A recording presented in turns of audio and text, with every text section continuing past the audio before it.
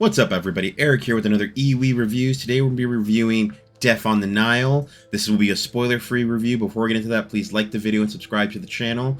But yeah, this is Death on the Nile. This is the second of the murder mystery films I am reviewing at the moment. So I already did Murder on the Orient Express. Go check out that review. This is Death on the Nile, and the next review after this is going to be A Haunting in Venice. All three of them are same director, same main character, so just want to do all three of those reviews back to back. That way people can see my thoughts on them and whether or not they should go watch some of these. All right, so let's talk about this one. So this is Death on the Nile. This is another murder mystery film with a PG-13 rating. This came out on February 11, 2022 with a budget of 90 to 100 million and a box office of 137.3 million. So not the best at the box office, but I'm not sure how good the movie industry was at the time. Remember, we're still like late COVID, things like that. This got delayed because of COVID. So I want to say until like summer 2022, I can't really give a good estimate to how the movie industry was doing. I don't think it was doing the greatest. But it still warranted a sequel. So that kind of means that they still did critically well, in my opinion, for it to get another one. So the director, again, is Kenneth Branagh. The cast includes Tom Bateman, Kenneth Branagh, Rose Leslie, Letitia Wright, Armie Hammer, Gal Gadot, Emma McKay, and Russell Brand, with a runtime of 127 minutes. And again, they have another star-studded cast. Again, these are people that you'd recognize from other stuff. So I ended up watching this at home streaming, and this does not have a post-credit scene. So the basic plot is, after the incident on the Orient Express, Hercule Poirot now goes to London, which eventually leads him onto a case, and this case eventually gets him to the Nile River, where someone inexplicably dies while he's there. Same thing like last time, and it's up to Poirot to figure out who done it. Luckily, he still has help from Book, but this is a new case with a lot of different twists and turns compared to the first movie. All right, so that's the basic plot. So let's now move on to my thoughts on the film. Again, spoiler-free. So let's start off with the bad. And this one, I hate saying this because it feels really messed up to say, because it makes me sound like I'm a smartass, but this was too easy to figure out who the killer was. I want to say, and I think the first movie trained me on this, and actually the third movie too, since this is the third. In my order, I watched it 3, 1, 2. So by this point, I already know there are no coincidences in these films. So if something seems like it's a coincidence, chances are it's not. So that actually helped me figure out who the killer was, like, right away. I want to say, before the murder even happens, I already know who done it. All right. So another problem is this is the longest of the 3 films, and I think it's too long. There's a sub-story with Poirot here from his past, and I honestly didn't think that was needed. It's cool to have it there, but did it do anything to really make the story any better? In my opinion, it didn't. So I felt like 20 minutes probably gonna be lifted from that. And too many things here, like you have to be smart about what's actually related to the murder and what's not related to the murder.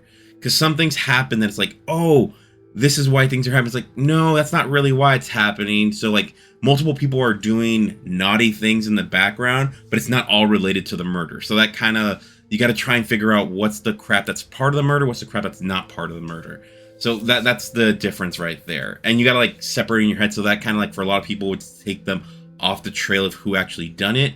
But once you like center yourself, it's like, oh no, this is the reason, this, and this. So, so there's also a sub story there. Like I already said, like the coincidences, but there's a sub story in there that it didn't work for me, but it was just put in there in order for the location of everyone meeting up, that for all to make sense. And it was just like, okay, I get why you did it, but I didn't need it there.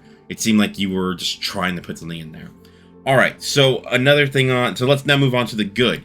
And this is another fun story with the same detective trying to figure out who did it. I actually really enjoyed in this film. Like I said, if you watch my first review, in the first film, they kind of made him silly. But in here, he was very serious, sometimes cold. He definitely seemed like an asshole at times. But it worked for me. It was like, this is the type of person I actually would think being a detective. Where he'll say something where like it might seem like he's trying to be mean to you, but it's not really that. He's just trying to get all the things. He's not the best people person. And like I said, I guessed it too fast, but because of how like everything's set up, it's still cool where like in the first movie, when the death happens, no one's around, so you really, it's like, well, it could be anybody. In this film, there's actually a sequence where it's like, well, these people were all busy with something else. How could any of them have done it? And that's a cool little twist to add to it of like, oh, well, did they? Is it one of the people that weren't there? Then you have to like figure it out, put it all together. Like I said, I really enjoy murder mystery films. They make me think. And this film, even though I was already sure who the killer was, I did like that it made me think, well, what if they aren't? And I love the setting and visuals for this film, like the Nile River, like all the way, like even the boat, the way everything's set up. I was like, this is really cool. Very similar to the first film. They know how to get their settings and knock them out of the park.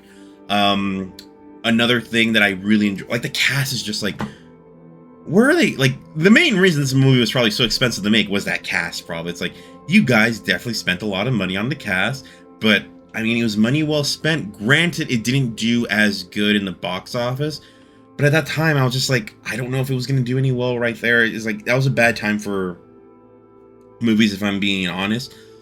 I want to say the movie industry to me didn't really like fully bounce back to where it should have been till 2023. In 2022, I was still going to see movies, and even at the end of 2021, but it didn't feel like it was back. There was still people hesitant to go back to the theater, and the things that were coming out were things that were delayed, maybe people lost interest in. So I could see that as being something that really hurt this film. But let's move on from there. Let me give you my score for this film. I enjoyed this more than the first film because I wasn't bored at all in this film. I had moments in the first film where I did get bored, and moments in the third film that I also felt like I got bored. Here, I was in it from start to finish. Like I said, it was a little bit too long, but I was still in it. I was just like, oh, okay, let's go. So I'm going to give this an 8 out of 10 for great, and I definitely recommend it. This is a really good murder mystery film. I think for most people, I think of the three, this is going to be their favorite. I'm still not going to tell you guys which one's mine. You'll have to wait till my third review. But yeah, I really enjoyed what they did right here, and I hope most people do. So yeah, guys, that's my review. The next review is going to be A Haunting in Venice. That's the third one, and it has a completely new twist to the whole formula, which when we get there, trust me, it's completely worth it. I definitely recommend that movie as well if you have a chance to go watch it in case this review isn't out. But yeah, guys, let me know what you think in the comments down below. Are you guys liking these films? Because I love murder mystery films. I just think that it's one of those genres where there can't be too many, just because I think that kind of like oversaturates the market. But I love it when there's like a few of them here and there, and like they're a lot of fun. All right, guys, talk to you later. Bye.